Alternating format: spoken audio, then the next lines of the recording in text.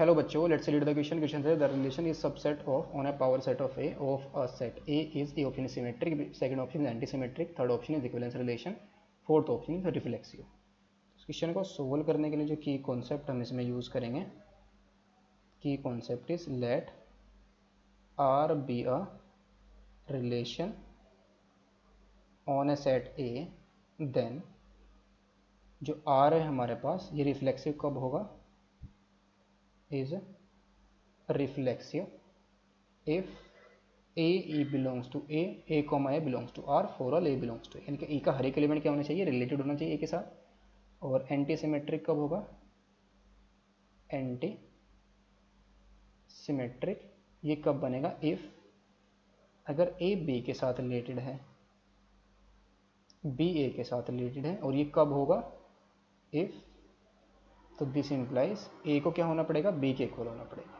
अगर ऐसा हो रहा है ए बी के साथ रिलेटेड आ रहा है, बी के साथ रिलेटेड है, तो ए को क्या होना पड़ेगा, बी के इक्वल होना पड़ेगा।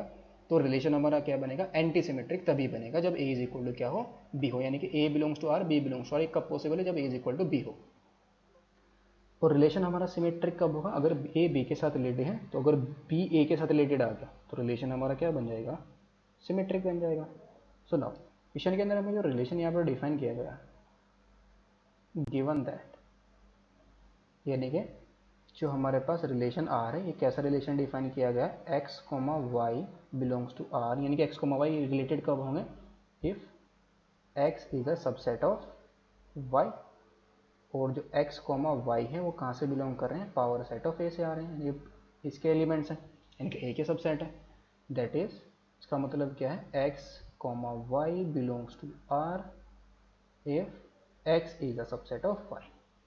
ये हमारे पास रिलेशन डिफाइन किया गया है। नाउ यहाँ से हमने क्या करा, कोई भी एलिमेंट यूज किया, let x belongs to power set of A, x belongs to power set of A, इसका एलिमेंट है। तो यहाँ से हमें क्या मिल जाएगा, this implies x is a subset of x for all x belongs to power set of A. तो this implies x comma x belongs to R, यानी कि एक्स का एक पावर सेट ऑफ ए का हर एक एलिमेंट क्या आ गया, खुद के साथ, बिकॉज हर सेट खुद का तो सबसेट होगा ही होगा। तो एक्स को एक्स बिलोंग्स टू आर, तो दिस इंप्लाइज जो आर हमारे पास है क्या आ गया, रिफ्लेक्सिव आ गया। आर कोमा यानी कि जो रिलेशन है हमारा क्या आ गया, रिफ्लेक्सिव आ गया।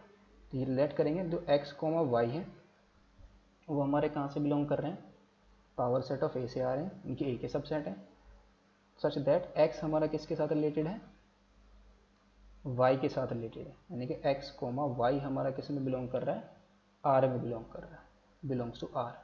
तो this implies x is a subset of y, and जो y कोमा x है वो भी हमारा r के अंदर बिलोंग कर रहा है। इट मीन जो y है वो किसका सबसेट है, x का सबसेट है। अगर x y का सबसेट है तो इसका मतलब ये नहीं होगा कि y भी x का सबसेट होगा, ऐसा पॉसिबल नहीं है। लेकिन अगर x y का सबसेट है और y x का सबसेट है, ये कब पॉसिबल होगा, अगर हम इसको 1 ले लें और इसको अगर हम 2 ले लें, तो फ्रॉम 1 एंड 2 यहाँ से हमारे पास क्या आ जाएगा, x is equal to y आ जाएगा। ये यानी कि x y के साथ रिलेटेड है और y x के साथ रिलेटेड है। ये कब पॉसिबल है, जब x is equal to y हो। और ये कौन सा रिलेशन होता है हमारे पास, this implies r is anti symmetric. R हमारा क्या आ गया, एंटी सिमेट्रिक तो नहीं होगा, बिकॉज अगर एक्स वाई के साथ रिलेटेड है तो इसका मतलब, यानी कि एक्स वाई का अगर सबसेट है तो इसका मतलब ये थोड़ा है ना कि वाई हमेशा एक्स का सबसेट होगा, ऐसा जरूरी नहीं है। लेकिन अगर एक्स वाई का सबसेट है और वाई एक्स का सबसेट है तो ये कब पॉसिबल होगा, जब x is equal to y होगा। तो यानी रिलेशन हमारा क्या आ गया, एंटी सिमेट्रिक आ गया। इक्विवेलेंस तो नहीं होगा, बिकॉज सिमेट्रिक नहीं हुआ तो इक्विवेलेंस की तो बात ही नहीं करेंगे। तो यानी कि ऑप्शन हमारा कौन सा करेक्ट होगा, सेकंड करेक्ट हो जाएगा, और रिफ्लेक्सिव भी गिवन है, यानी कि फोर्थ भी करेक्ट हो जाएगा। Hope you understood it, best of luck, thank you.